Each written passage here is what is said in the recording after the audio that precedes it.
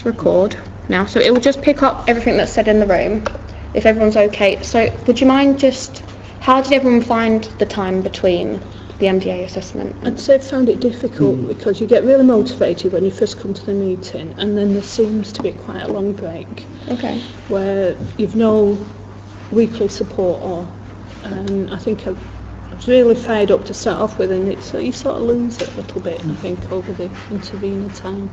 Okay. And when I first came for my interview, I came for the first session, and then they said, would you prefer to go in the daytime or evening?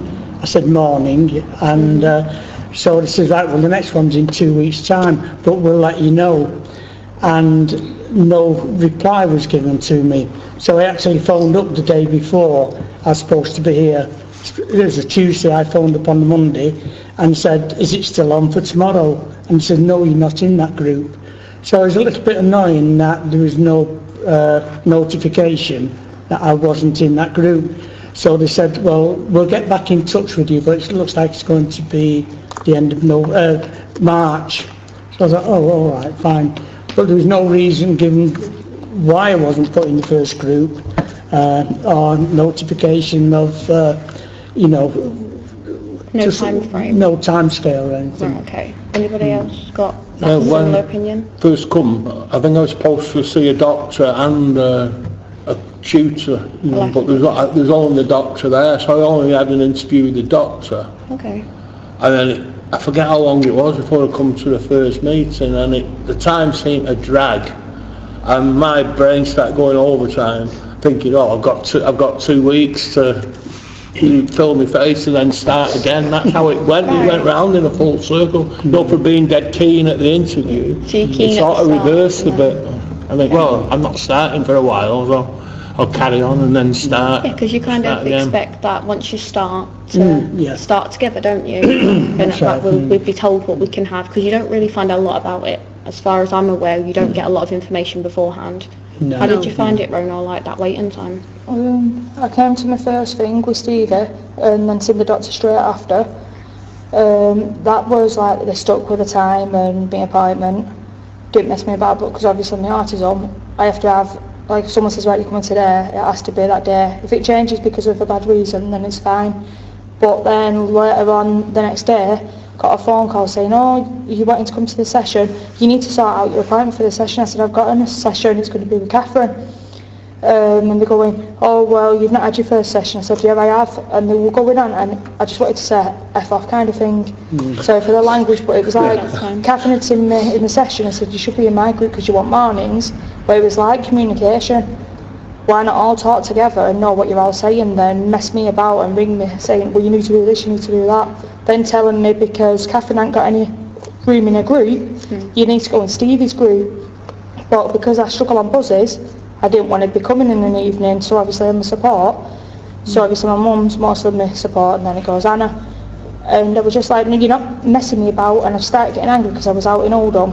And they're going, well, we'll be in touch. It might be at the end of March, it might be April, but when someone has room in the group, we'll let you know. I said, do you know what, what's the point? But after I'd seen Stevie on the 17th of Feb, I'd just got rid of half of the stuff I had, stopped the chocolate, stopped the takeaways.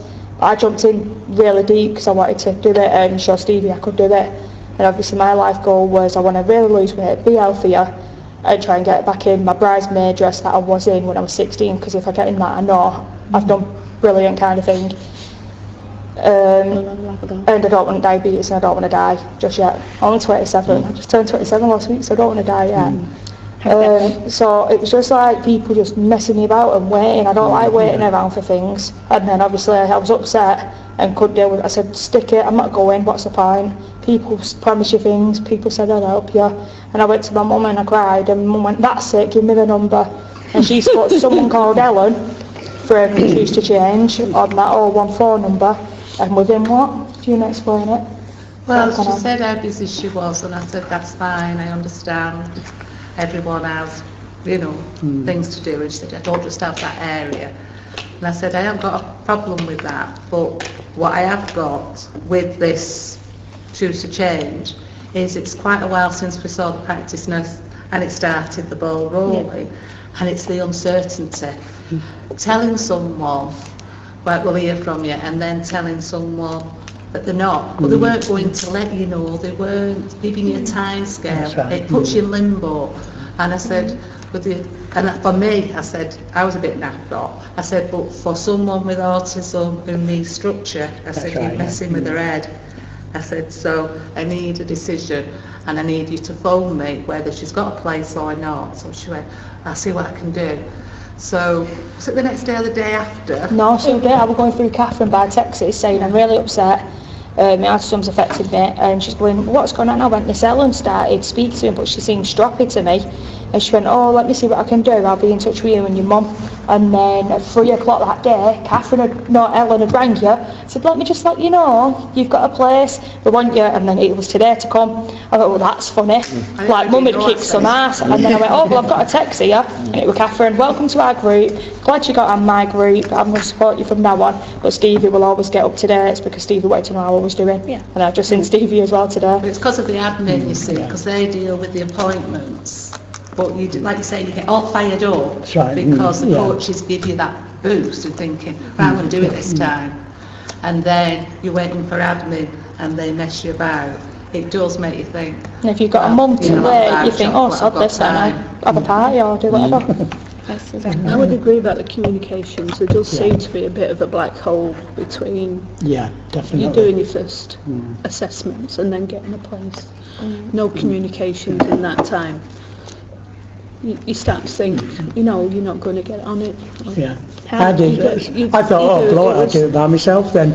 And, I started, watching what I ate and what have you. Fortunately, I've lost £10. But it was annoying that you thought, oh, yes, I'm going to start.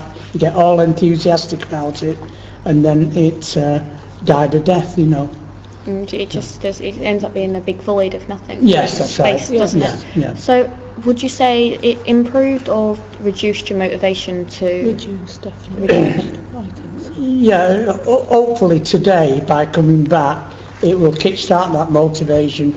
But yeah, from the 2nd of February, when I first came, it's 6 weeks, isn't it? About 6 weeks.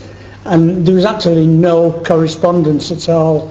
Right. So until they actually texted me last week and said, come today.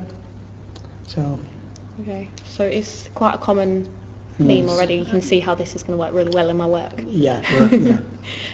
What about weight changes? Did anybody experience any weight changes, and could they explain how that happened during the waiting period? Yeah. Well, I lost £10.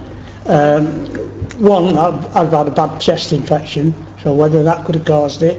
And two, I think when you've got a bad cold and chest infection, food doesn't taste right anyway. Right. So it could be a combination of the two that I've just not been enjoying the food. Plus Tracy, my partner, she goes to Weight Watchers. So I've got her saying, oh, well, we'll do this, we'll eat that and what have you. So I've had help from Tracy. During that time, yes. Okay. Okay. Well, I found, like I say, the initial interview with the doctor, Saturday night could be good, and then when the delay came from actually seeing the doctor to coming on the first one, slip back into bad habits. Like, well, I'm not starting yet. I'll just carry on as I am and pig out and so I don't know.